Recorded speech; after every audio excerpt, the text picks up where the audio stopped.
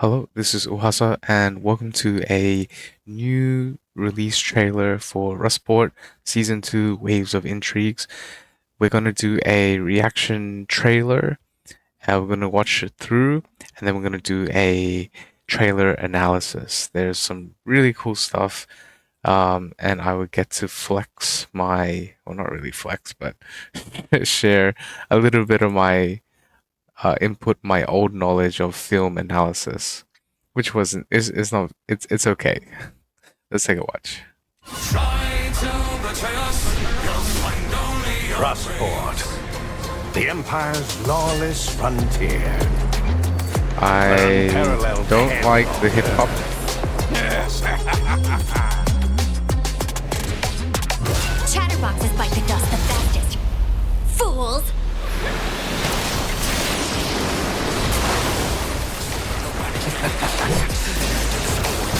The animation's pretty good. The dead tide fleet will be the victors. For the felony, every night of Ohio. Top of the pile, the way I fought for survival. They test some grotesque in the crow's nest with a rifle. Interesting.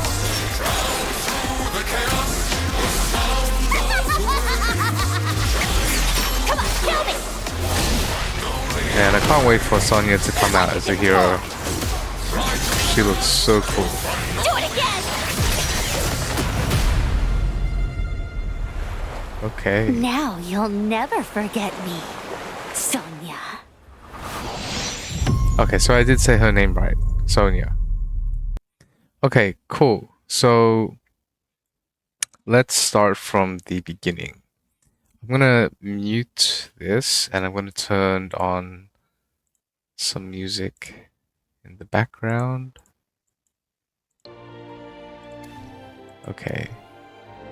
So first off, we start off with a long shot introducing Rustport, and this is just setting the scene.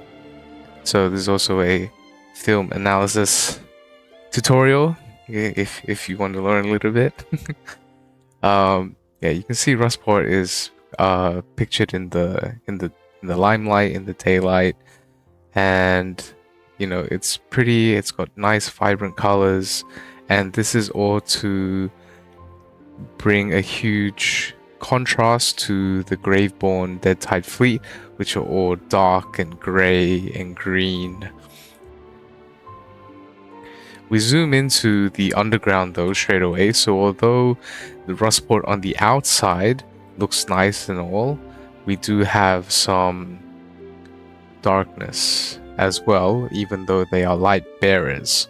So play on words there. See, we have Sonya. I think this is her right-hand man, and we have this old guy who I have no idea who that is, but considering that he's sitting in the center of between the two, that shows that he's above Sonya, at least in hierarchy. We have this guy here. He has this like giant rose on his crotch, so he's definitely from the same guild or same gang. I think they're called the Whispers. That's right, and they're called the Whispers because when they first started this, when they pickpocketed people for their coin, when the coin brushes against the fabric, the coin would create a whisper. Anyway, so Sonya's there looking nonchalant, very cool. And when they start talking, the voiceover, it sounds like an old man, so it makes me think that he is the one talking. So I have no idea who this is, but he's got a top hat, he dresses very fancy, very gang leader-like, but also he has these like Elton John glasses as well. He's got red symbolizes power. He's wearing a rose as well, so I assume he's on the same side with Sonya. And there is Sonya as a close-up as well. Very cool cinematic shot. You can see she has a rose on her. That might be tattooed there as well. And she is in the stage where she doesn't have long hair. So I talked about this in the lore video, but quick summary is she is Nara's um, almost like a sister. So they're not real blood sisters, but they're like sisters. They treat each other like sisters, like family. And when Nara left and she didn't come back because she disappeared, because she died from her ship being destroyed, then Nara didn't know what happened. So she cut her hair, she changed. She used to be more, how to say, generous to her gang and traders and how she treated people. But after Nara left, she became a totally different person with her attitude. Anyway, very cool shot.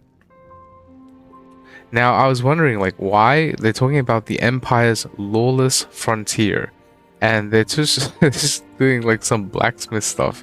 And I remembered then, after thinking a little bit, is because of the human or the dwarf guy. So I think he's part of this underground scene as well. So he's forging weapons, helping build giant cannons for maybe Sonia's ships that matter. Now we go into the Dead Tide Fleet. So this is an introduction to the Dead Tide Fleet. You can see in this shot that this is a from below angle if I look at the name, but because you're looking at it from a lower angle, it makes the ship look like much bigger. It makes the ship look more intimidating, and so it looks kind of scary, and it follows the lore very well, where this ship was given to the Captain Hodgkin by Quaidam. Quaidam is the guy. He's like, I don't know, I think he's like a Hypogean, or the god of, or creator of Graveborns, and he gave this ship to Hodgkin. Now this ship, I forgot the name of it, but it emits a green mist, a green fog, and this is like one of the, how to say, characteristic traits of the Dead Tide Fleet. So intimidating, yes. A quick shot into Hodgkin. So this is Hodgkin. He's got an eye patch. He's holding a legendary artifact. We have no idea what this artifact is, what's so cool about this, but you can see here, at first I thought this was Cecia because it looks exactly like her, but you know, the way that she dresses, the fact that she is even in a hierarchical position compared to Hodgkin is actually different, and to Cecia. You know, Cecia, she's like a dark goddess, but you know, this one treats herself as a subordinate, is what it looks like. So no idea who this girl is, but we'll see in the story later. So Hodgkin is in the center, another cinematic shot with the light coming from the legendary artifact. You can see that there's a, whoa, hey, why is there like a you know, you see her, this reminds me of what's her face? Give me a second. Tassie. That's what it reminds me of. But I could just be totally wrong. I mean, Tassie is in here in the story, but I don't know when. It just looks like it just reminded me of her for a second.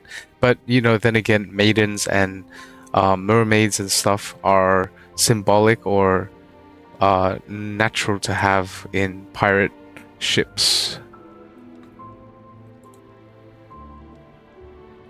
Moving on, we get an introduction to Sinbad, and Sinbad is within some kind of golden hour time, and you can see it's very quick. Sorry, let me pause it. But he is holding his father's, god damn it. He's holding his father's compass. Whoa. Okay, maybe not. Okay. If he's not holding his father's compass, we know he's going to obtain his father's compass from the last trailer. This brings a transition down to the underground, back to the underground as well, and you can see that Nara is there. This gives a first, well, the first shot, the first introduction of Nara is just right before when she swipes that beer. Because of her weapon, you can see the green scythe. But here, this is the real intro to Nara in this video, and you see she used to be in the light, but now she is living in the dark. And you can see around her is just rust and dirt and trash. But there she is, all alone. She's not looking, the shot is a mid shot, so, and it's not above, so it's not making her look weak. It's more like this is just what life is like, is what it feels like.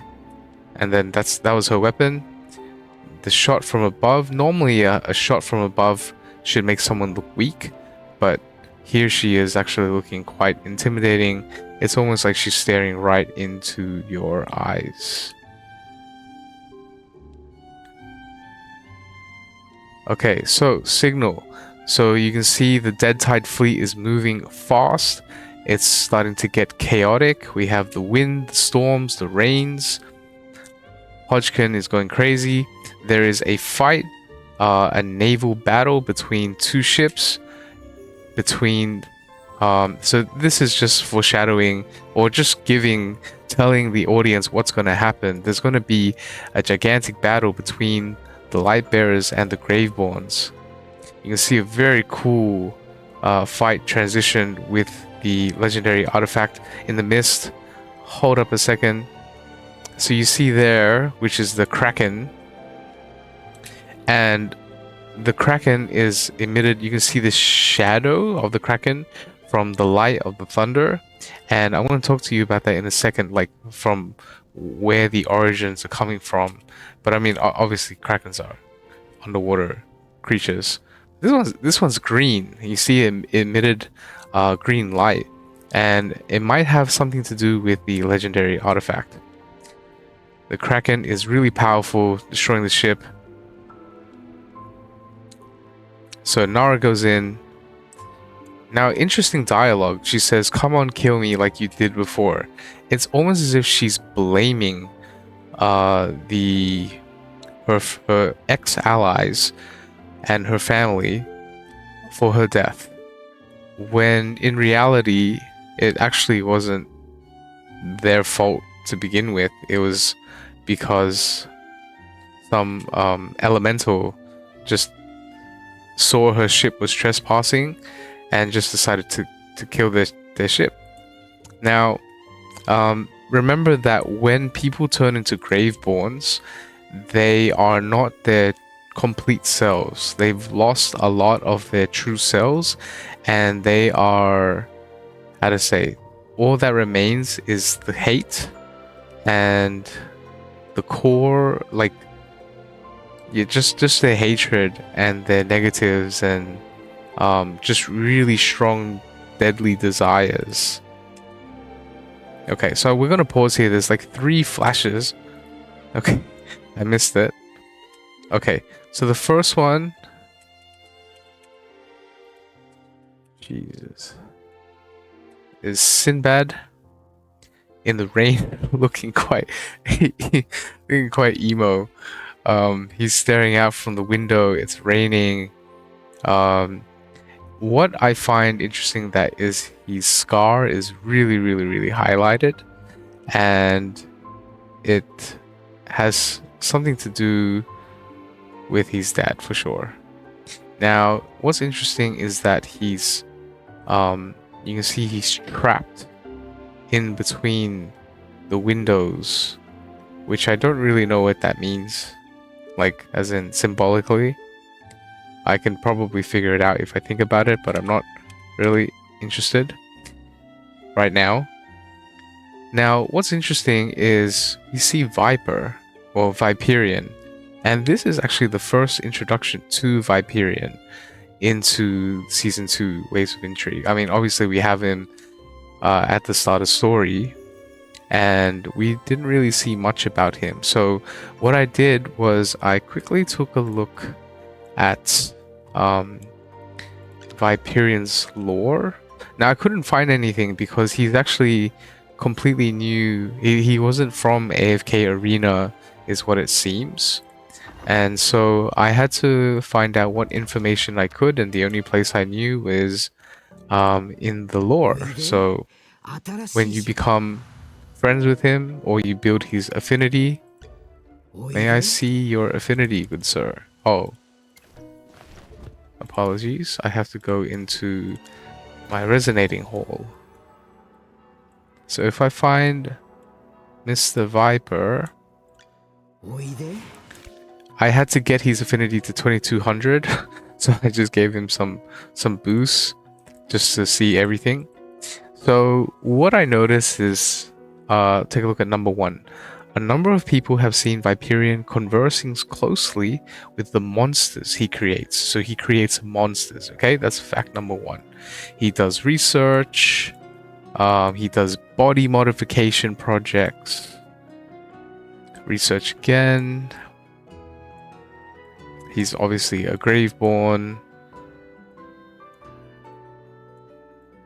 Seems to be abnormally passionate about aquatic creatures. This is the key one. Okay? And so you guys see what I'm trying to get to? Do you remember the Kraken? Do you remember the undead Graveborn Kraken? Okay, so this is my theory, okay? So Viperian is there because he is a crazy scientist who creates monsters, specifically passionate about aquatic creatures, and we see a giant undead Kraken. Okay, so that's my theory. Viperian made the Kraken, or created the Kraken, and or turned it into an ally. And this is the last shot, and I was like, who is this? Is this a tavern girl? Is that the tavern girl? That looks like her. But then I was like, okay, hold up. We see Rustport. I think this is Rustport. And they're in the sunset. And who are the 2 pivotal characters? And it is Nara here, and Sonia here. Okay. So Sonia is on the left, blonde. You can barely see the blonde. And I believe this should be Nara. And this is the time when they were younger, when they had a familial sister bond, and the sun setting, because what happens after the sun sets is darkness. And we end here with going back to the original scene in the first trailer, where I'm pretty sure this is either you or it's Sinbad. And looking at, I can't really make out like what this is, but it's looking like you or Sinbad. And Sinbad was on a boat, but so are you. You are on a boat because you're gonna get stranded, and Sinbad was on a boat because I don't remember. Either way, that's the trailer, guys. So I hope you enjoyed the trailer and my analysis, and I'll see you in the next video. Thank you. Give a like, subscribe, and comment. Bye bye.